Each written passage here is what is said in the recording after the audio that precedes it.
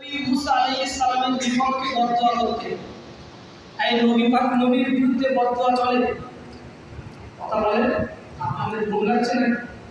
যেহেতু মসজিদে একটু আস্তে করে তো বিধান কি নারে ইসালাত ইয়া রাসূলুল্লাহ, বলেন ইয়া রাসূলুল্লাহ, নারে ইসালাত ইয়া রাসূলুল্লাহ। ভাই বলছেন নাকি ফতোয়া দিয়ে আসবে না? এখন বিবিটা বারবার বলছে যে নবী মুসার বিরুদ্ধে একটু বদদোয়া আপনাকে করতেই হবে, না আমি বেজার হয়ে গেছে, আমি না করছি। এখন বিবির কথা শোনা লাগবে। বিবির কথা শুনে আল্লাহ নবী হযরত মুসা আলাইহিস সালামের উম্মত রাতের অন্ধকারে নামাজের মুসল্লায় বসে আল্লাহ রাব্বুল আলামিনের দরবারে দুটো হাত তুলে দোয়া আছে, নিজের জন্য দোয়া আছে। আল্লাহ নবী সাল্লাল্লাহু আলাইহি হযরত মুসা আলাইহিস সালামের বিপক্ষে দোয়া করতে লেগেছে। বাবা আল্লাহ নবী মুসা কালিমুল্লাহ কিন্তু পারে আল্লাহর সঙ্গে কথা বলতে আল্লাহ পাক রব্বুল আলামিনের কাছে ওই নবী মুসা উম্মাহ যখন আল্লাহ নবী হযরত মুসা বিপক্ষে দোয়া করলেন, আল্লাহ পাক রব্বুল আলামিন এত আঘাত দিয়ে গেলেন, এত আগুনিত হয়ে গেলেন। আল্লাহ রব্বুল আলামিন ওই বান্দাটার উপরে এত খুশি হয়ে গেলেন, তাকে অন্ধকারে ঘরের ভিতরে নবীর বিরুদ্ধে বদদোয়া করে শুয়ে পড়েছে। বাবা রাতের বেলা স্বামী স্ত্রী আনন্দ করতে করতে ঘুমিয়ে গেছে। ও আমার বিবি, তোমার কথা শুনে জামানার নবী হযরত মুসা বিপক্ষে আল্লাহর কাছে বদদোয়া করে নিয়েছে। স্ত্রী খুশি হয়ে গেছে। এই না বলে আমার স্বামী যেটা বলি তুমি সেটা শোনো। স্বামী স্ত্রী আনন্দ করে রাতে তারা শুয়ে পড়েছে। সকাল হয়ে গেল, ফজরের আজান হয়ে গেছে। পূর্ব আকাশে সকালবেলা সূর্য ওঠা গেছে। ও ভাইরা বাজারিরা, ও আমার ভাইরা বলে শুনে গেলেন শিক্ষানীয় বিষয়। এই জন্য বিষয়টি নিয়ে আলোচনা করছি। সকাল হয়ে গেল, ঘুমটা ভেঙে গিয়েছে। এই মুসা ঘুম লেগে গিয়েছে। সকালবেলা ঘুম থেকে উঠে আয়নার সামনে গিয়ে দেখে সারা শরীরটা হয়েছে মানুষের মতো, মুখটা আল্লাহ রাব্বুল আলামিন কুকুরের মতো করে দিয়েছে। বলুন নাউযুবিল্লাহ। মুখটা কিসের মতো হয়ে গেছে? কুকুরের মতো হয়ে গেছে। স্বাভাবিক নবীর বিরুদ্ধে বদদোয়া করবে, আল্লাহ সহ্য করবে? সর্বনাশ! মানুষের মতো চেহারা, মানুষের মতো মুখে তুলি, অথচ মুখটা ঘৃণ্য পশু, যে পশুটাকে দেখলে আমরা ঘৃণা করি, এই করে দাঁড়িয়ে দিই, কুকুরের মতো হয়ে গেছে। কি সর্বনাশ! বিবির কাছে গিয়ে বলছে, দেখে খুশি তো? তোমার কথা শুনে তোমার নবী মুসা আলাইহিস সালামের বিপক্ষে বদদোয়া করলাম, আমার কুকুরের মতো হয়ে গেছে, এই কুকুরকে আমি কার কাছে যাব? স্ত্রী দেখে স্বামীর মনে গেছে, ও আমার স্বামী, ভুল করে ফেলেছি, ভুল হয়ে গেছে, চলে যান। হযরত মুসা আলাইহিস সালামের কাছে চলে যান। তিনি যদি ক্ষমা না করেন ক্ষমা করবে না, তিনি মাফ না করলে মাফ করবে না। মুসা দরবারে গিয়ে মুসা দুটো কদম জড়িয়ে ধরে কান্নাকাটি করে মুসার কাছে একটু দোয়া চাইলেন। মুসা যদি ক্ষমা করে দেন, তিনি বলেন জামানার নবী আমার বিপক্ষে বদদোয়ার কারণে এই অবস্থা হয়েছে, তিনি যদি মাফ করে দোয়া করে দেন আমার আপনার চেহারাটা ভালো হয়ে যাবে। ও এই উম্মাহ সকাল হয়ে গেছে। স্ত্রীর কথা শুনে আল্লাহর নবী হযরত মুসা আলাইহিস সালাম তিনি এমন করে বসে রয়েছেন, এই উম্মাহদেরকে দিনের দাওয়াত দিচ্ছেন। আল্লাহ নিজের কথা শোনাচ্ছেন, লোকেদের কথা শোনাচ্ছেন। এই ব্যক্তিটা এসে দূরে এক জায়গায় দাঁড়িয়ে আছে, চুপটি করে দাঁড়িয়ে আছে, সাহসটা হচ্ছে না। কি করে দিয়ে বলি আপনার বিরুদ্ধে বদদোয়া করেছিল, আজকে আমাদের এই অবস্থা?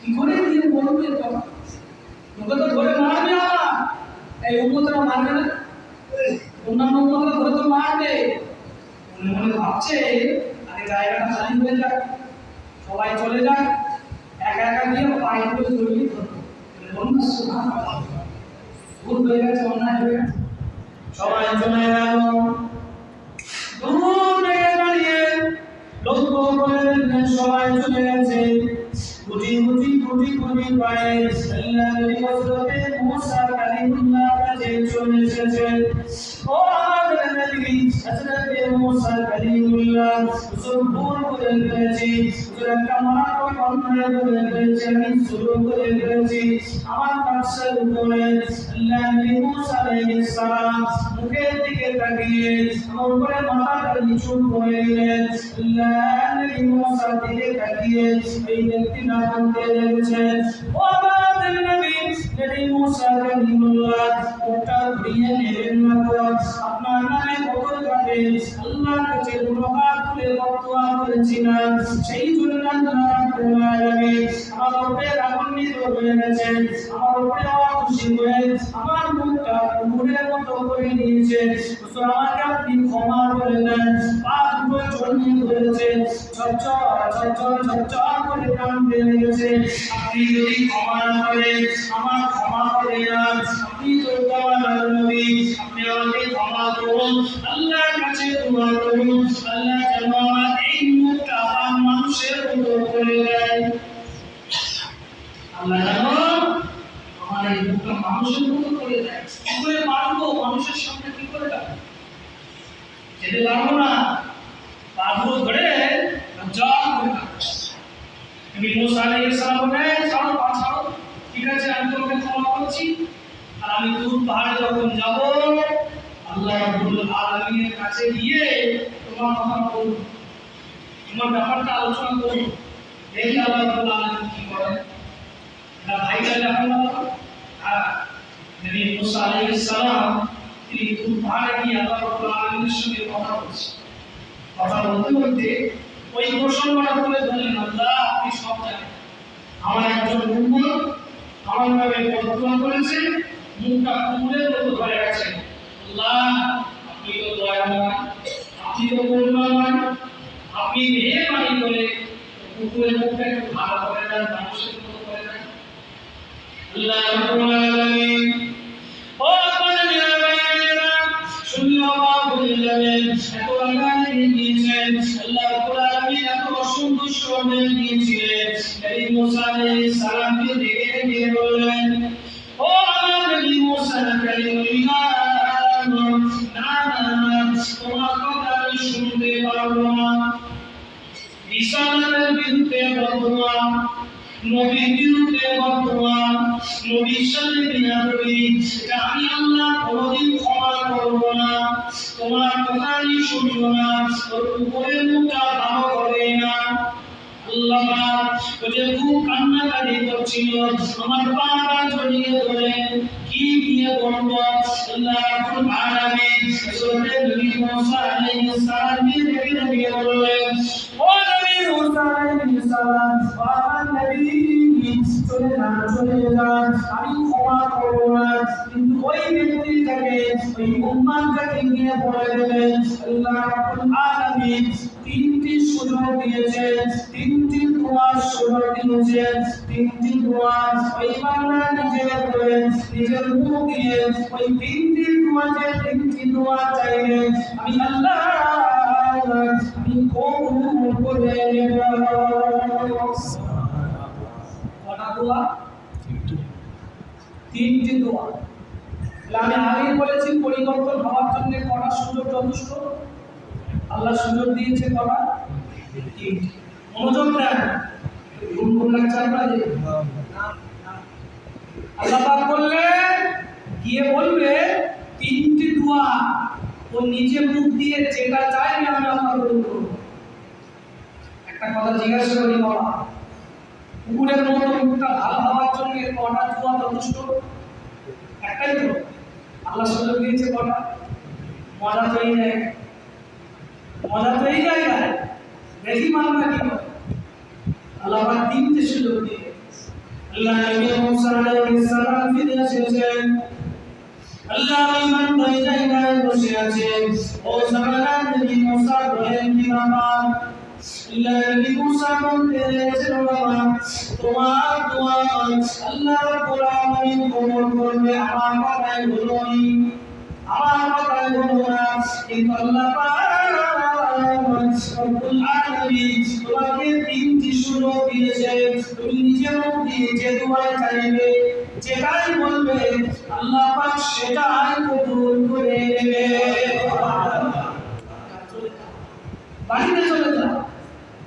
ওই ব্যক্তিটা আনন্দ করতে করতে খুশি মনে বাড়িতে চলে গেছে। বাড়িতে গিয়ে বিবির সঙ্গে বলছে জানো আল্লাহ রাব্বুল আলামিন আমার উপরে খুশি হয়ে তিনটি দোয়ার সুযোগ দিয়েছে। যেই দোয়া চাইবো সেই দোয়াই কবুল করবে। বিবি বলছে তুমি কি দোয়া চাইবে? বলছে আমার সর্বপ্রথম দোয়া হবে আমার এই কুকুরের মতো মুখটা যেন আল্লাহ ভালো করে দেয়। বলছে না। বিবি বলছে প্রথম দোয়া ওইটা চাইলে হবে না, কি চাইবো? শুনলে অবাক হবেন, কোনদিন শুনেছেন কিনা জানি না। বিবিটা বলছে প্রথম দোয়া প্রিয় দোয়া চাইবেন না, কারণ আল্লাহ পাক তিনটি সুযোগ দিয়েছেন। প্রথম নম্বর দোয়াটা আমার জন্য চাইতে হবে। বলো কি দোয়া চাইবো? তুমি বলো। স্ত্রী বলতে লেগেছে দেখো আমার বয়স হয়ে গেছে, গায়ের চামড়াগুলো ঘুরিয়ে গেছে। আমার যখন বয়স 16-17 বছর ছিল আমার দেখতে খুব সুন্দর ছিল, আমি সুন্দরী ছিলাম, সবাই আমাকে পছন্দ করতো।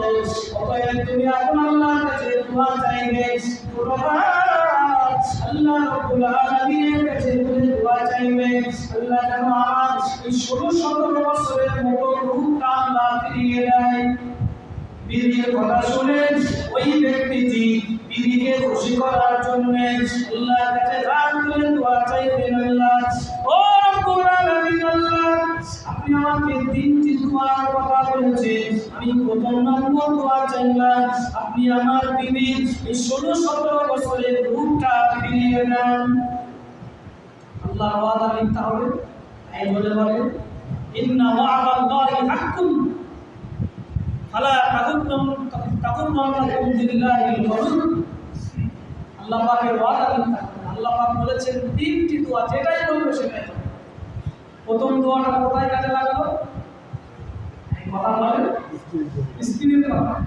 যেই দোয়া চেয়েছে আল্লাহ আমার বিবির রূপটা 16-17 বছরের মতো চুমকি করে দাও, সঙ্গে সঙ্গে স্পটে দোয়া কবুল হয়ে গেছে। সঙ্গে সঙ্গে রূপটা চেঞ্জ হয়ে গেল, 16-17 বছরের মতো হয়ে গেছে, যুবতী হয়ে গেছে, একেবারেই দেখতে সুন্দর। আয়নার সামনে গিয়ে কি হাসতেছে, কি আনন্দ করতেছে। দিন যায় রাত আসে, রাত যায় দিন আসে, দ্বিতীয় নম্বর দোয়াটা এখনো চাওয়া হয়নি।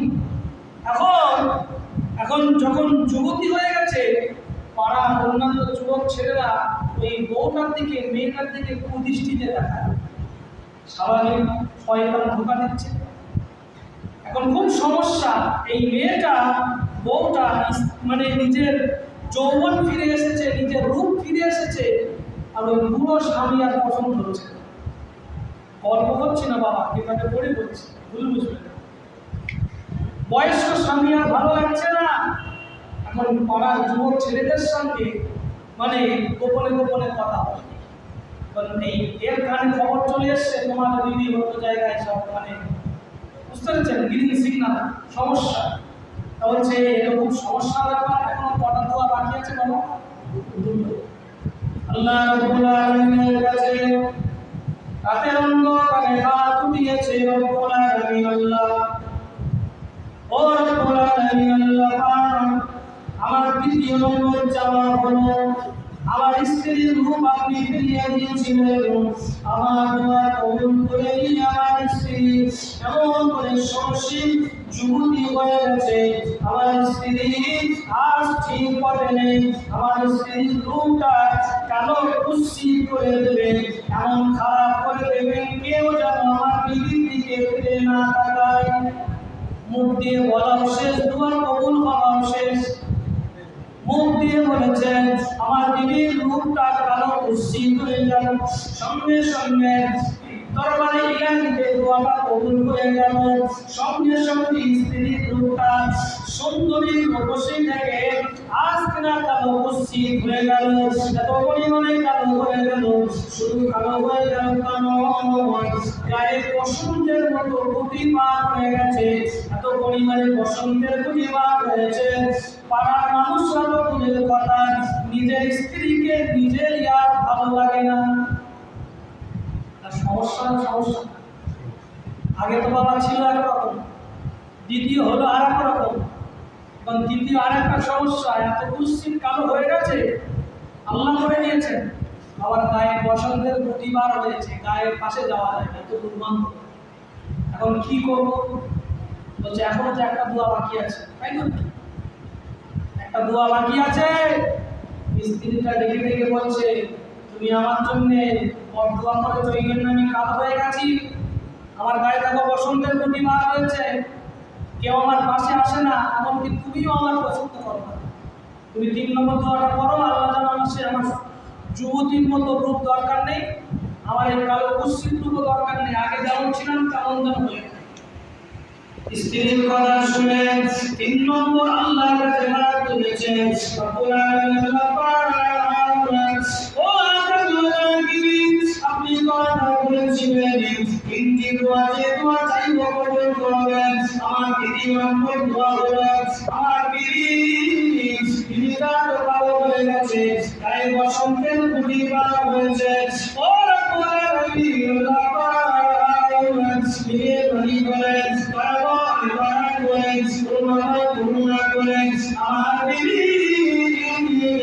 রূপটা আগের মতো ভালো করে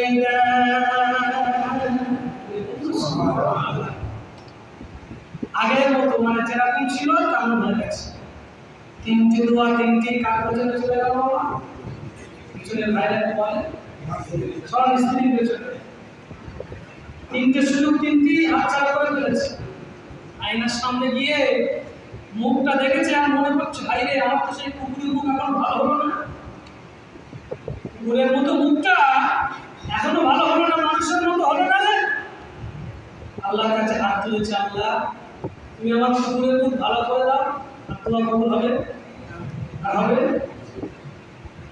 শেষ 3টে দোয়া দিয়েছিল আল্লাহ 3টে সুযোগ দিয়েছিলেন 3টি শেষ 3টিও নিজের পরবর্তী কাজে লাগিয়ে দিয়েছে